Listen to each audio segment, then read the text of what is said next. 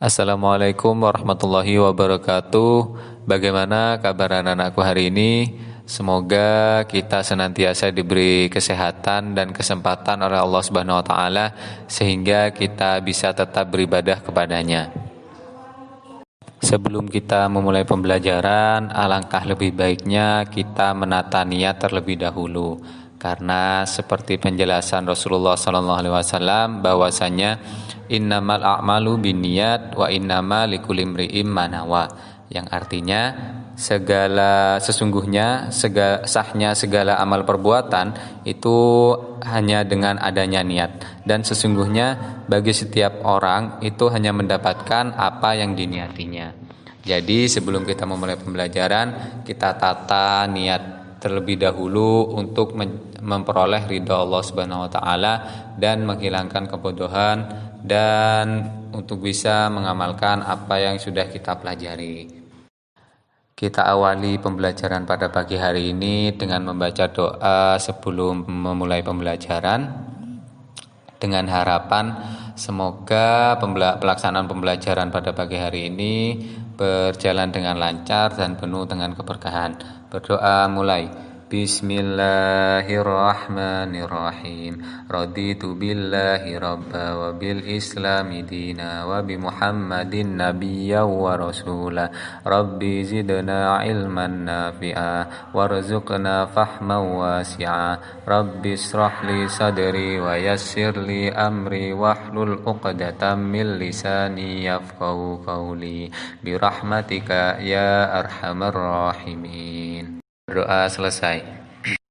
Pada pertemuan kali ini Bapak hanya ingin sedikit mereview kembali atau melakukan penyegaran terhadap ingatan-ingatan pembelajaran sebelumnya yang membahas tentang pengertian haji dan umroh, syarat-syarat haji dan umroh, rukun haji dan umroh, wajib haji dan umroh, sunnah-sunnah haji dan umroh, kemudian larangan-larangan haji dan umroh, dam atau denda haji dan umroh, dan yang terakhir adalah mengenai hikmah pelaksanaan haji dan umroh. Nah, yang pertama adalah mengenai haji. Pengertian haji sendiri seperti yang sudah Bapak jelaskan sebelumnya, bahwasanya kata haji berasal dari bahasa Arab lafadz al-hajj yang berarti menyengaja. Sedangkan secara istilah haji berarti sengaja mengunjungi Ka'bah atau Baitullah untuk melakukan beberapa amal ibadah dengan syarat-syarat yang telah ditentukan. Sedangkan lebih rincinya, haji adalah berkunjung ke Baitullah atau Ka'bah untuk melakukan amalan-amalan antara lain berihram, wukuf di Arafah, mabit di Muzdalifah dan Mina, tawaf di Ka'bah, sa'i, dan amalan lainnya pada masa tertentu demi memenuhi panggilan Allah Subhanahu wa taala dan mengharapkan ridhonya semata. Hukum pelaksanaan haji adalah wajib bagi umat Islam yang telah memenuhi syarat. Sedangkan ibadah haji hanya wajib dilaksanakan sekali seumur hidup.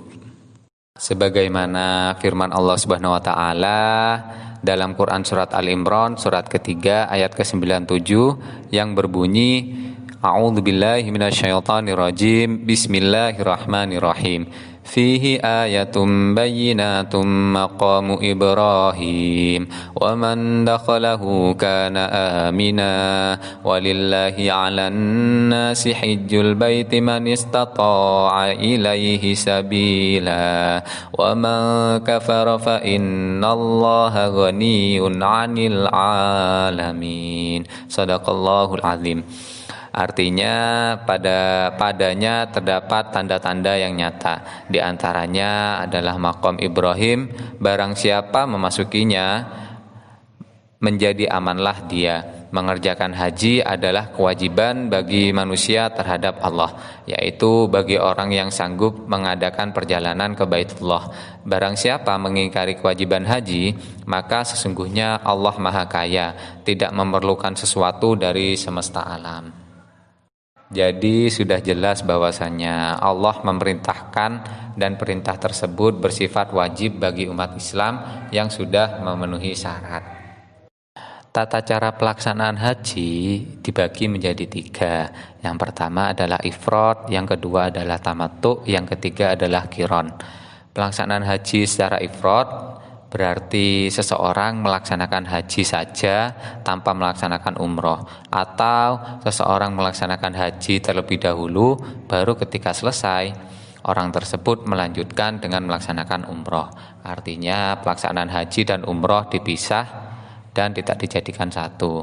Sedangkan yang pelaksanaan haji secara tamattu berarti seseorang melaksanakan umroh terlebih dahulu, kemudian setelah selesai melaksanakan umroh baru orang tersebut melanjutkan melaksanakan haji. Nah, untuk pelaksanaan haji secara tamattu seseorang dikenai dam atau denda. Yang terakhir adalah qiran. Pelaksanaan haji secara qiran berarti pelaksanaannya antara haji dan umroh dilaksanakan bersama-sama dengan sekali niat untuk melaksanakan haji dan umroh sekaligus, sehingga untuk pelaksanaan qiran juga dikenai dam atau denda. Selanjutnya adalah syarat wajib haji. Seseorang yang sudah memenuhi syarat wajib haji, maka orang tersebut diharuskan untuk melaksanakan haji ke Baitullah. Syarat yang pertama adalah Islam.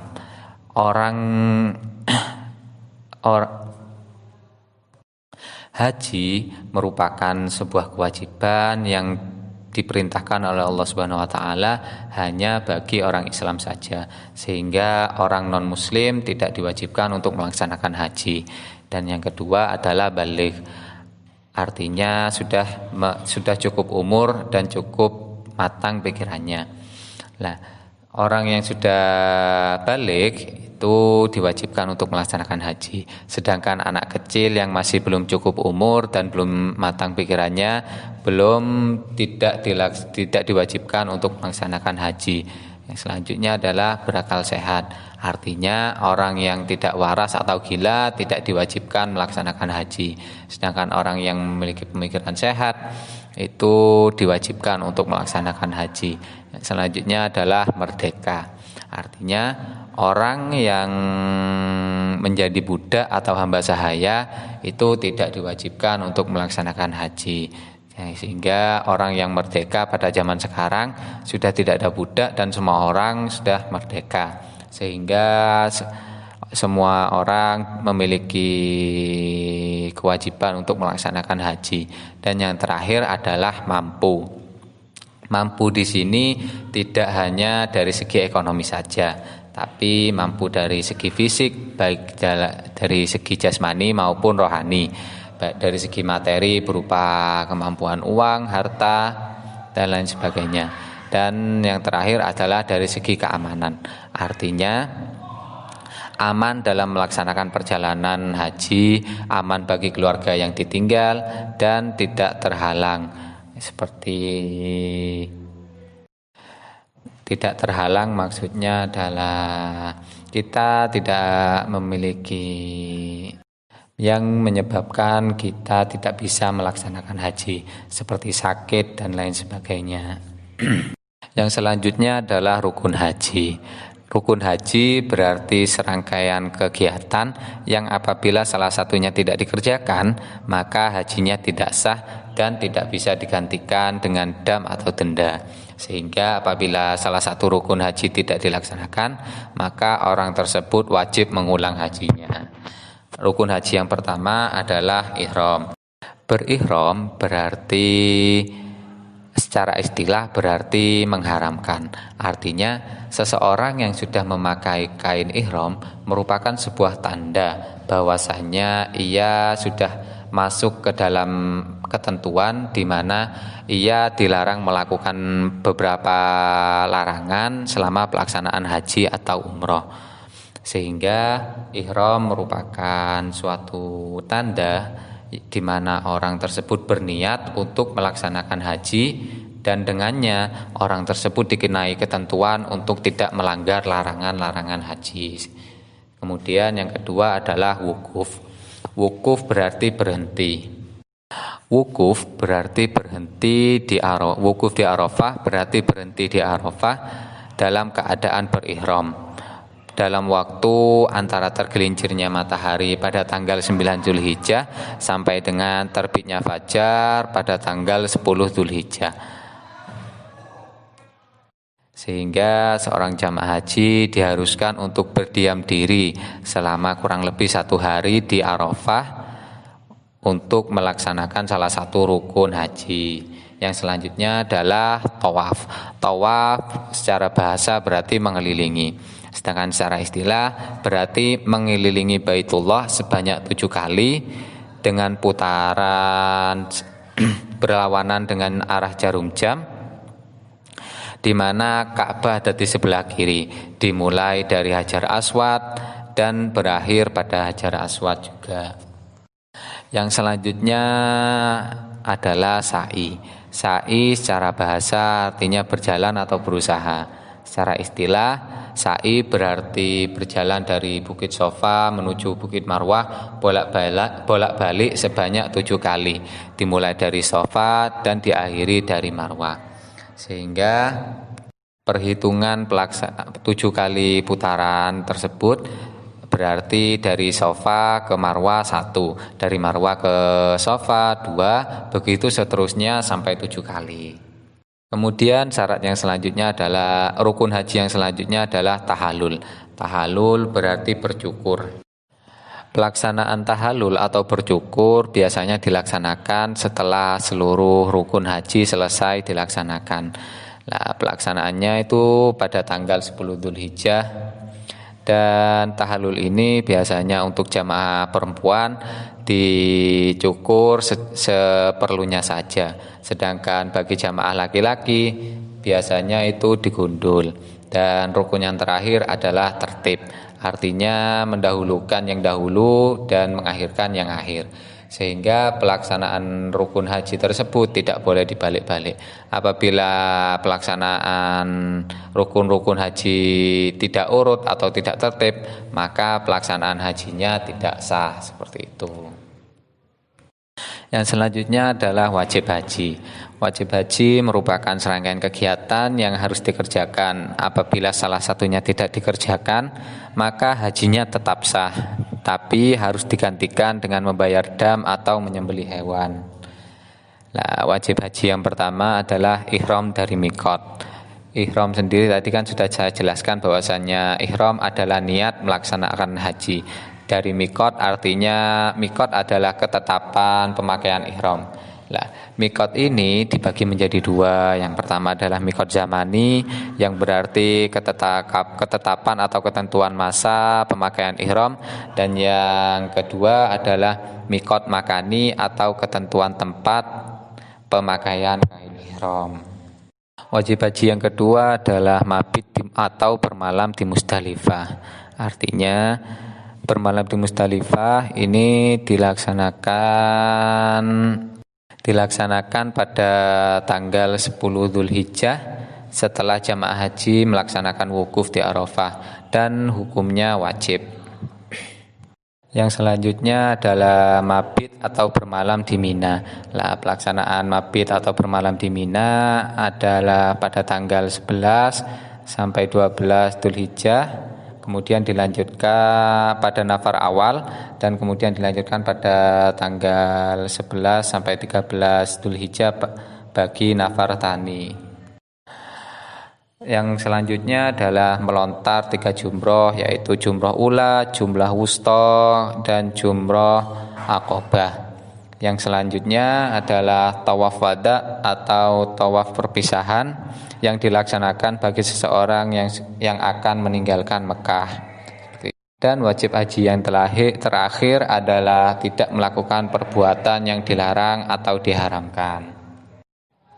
Selanjutnya adalah sunnah-sunnah haji. Sunnah-sunnah haji artinya adalah apabila suatu amalan dilaksanakan maka akan mendapatkan pahala, sedangkan apabila tidak dilaksanakan maka tidak apa-apa. Ya, yang sunnah haji yang pertama adalah membaca talbiyah. Lafaz talbiyah adalah seperti berikut: labbaik Allahumma labbaik, labbaik la syarika laka labbaik, innal hamda wan ni'mata laka wal mulk la syarika la. Seperti itu lafadz dari talbiyah. Nah, seorang jamaah haji disunnahkan untuk memperbanyak membaca talbiyah. Kemudian berdoa selesai membaca talbiyah, membaca zikir sewaktu tawaf, salat 2 rakaat sesudah tawaf, dan yang terakhir adalah masuk ke Ka'bah. Yang selanjutnya adalah larangan-larangan haji.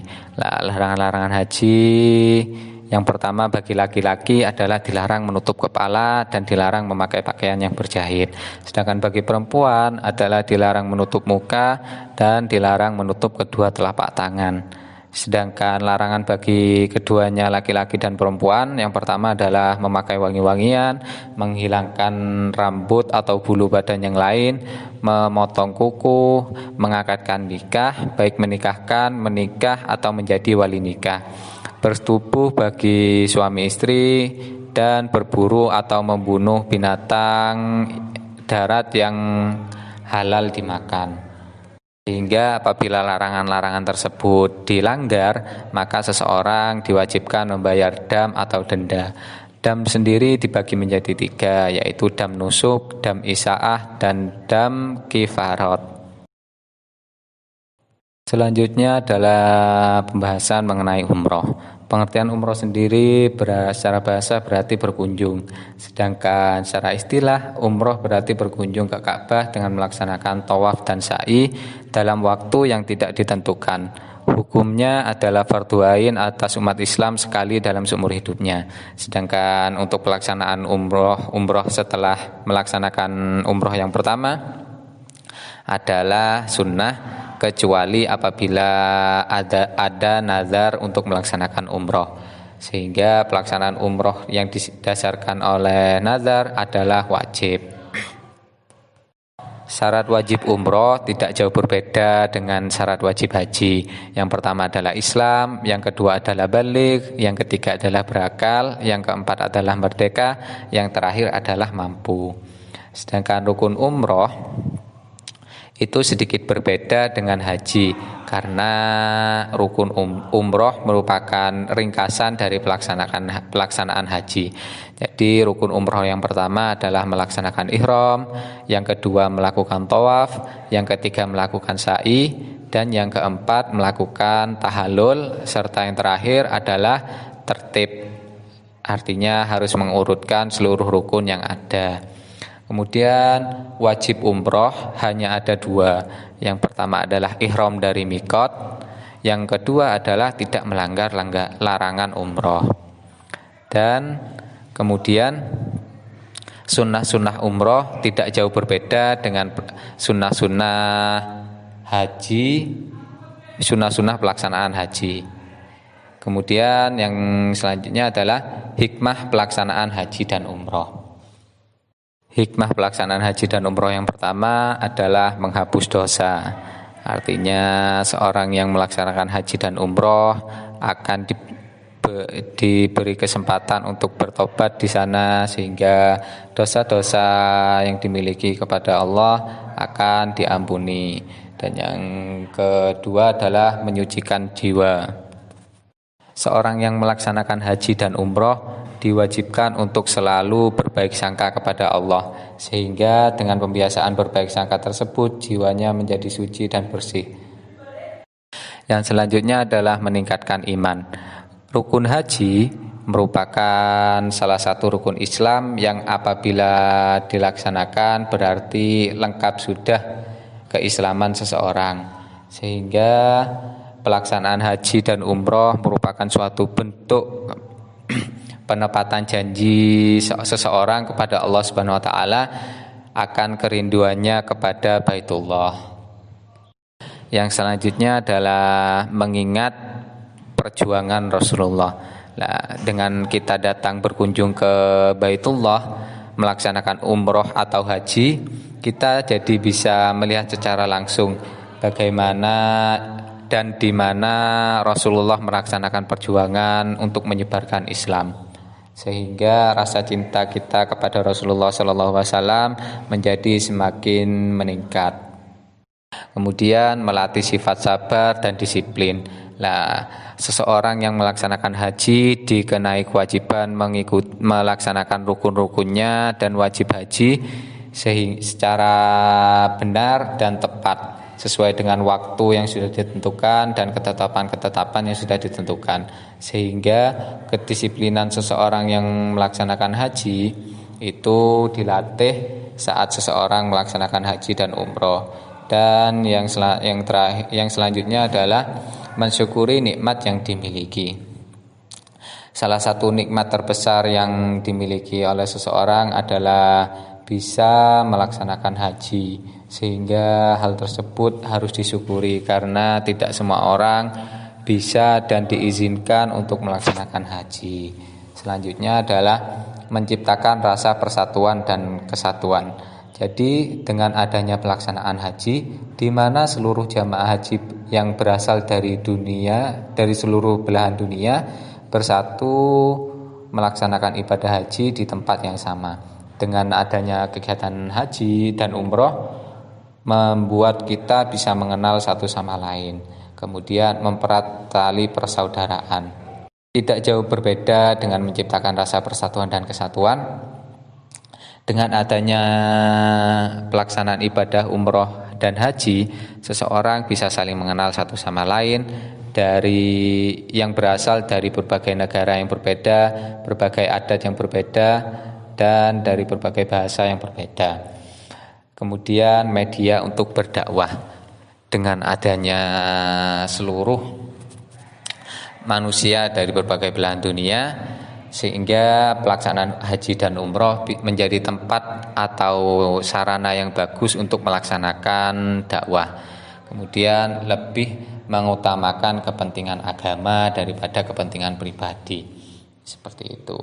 Artinya seseorang lebih mengutamakan perintah Allah untuk melaksanakan haji daripada keinginan pribadinya sendiri. Demikian review dari pembelajaran haji dan umroh pada 2 pertemuan sebelumnya.